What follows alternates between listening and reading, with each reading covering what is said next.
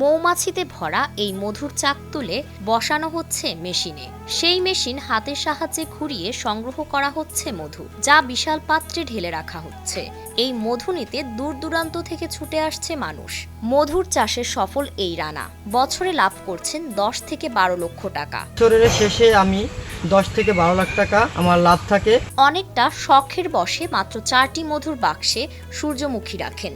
কিছুদিন পরে তিনি মধু সংগ্রহ শুরু করেন। এরপর আর পেছনে ফিরে তাকাতে হয়নি রানাকে। এই মৌমাছি চাষ করে এলাকায় তিনি পরিচিত মধু রানা নামে। 5টি খামারে এখন 500 এরও বেশি মৌমাছির বক্স রয়েছে রানার। লাভজনক হওয়ায় আমি প্রায় 5টা খামার করছি। 5টা খামারে আমার প্রায় 500-র উপরে মৌমাছির বক্স আছে।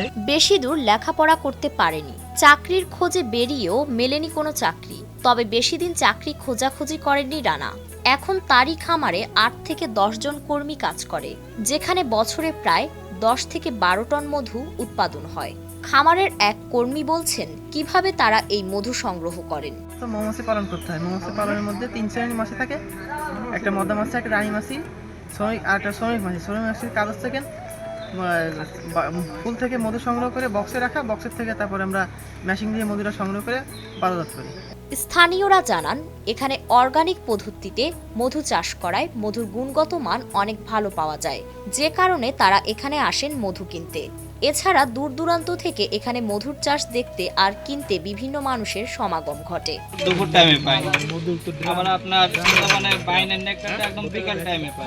চলতি বছর 30 বক্স থেকে 2000 কেজি মধু পাবেন বলে আশা করছেন রানা।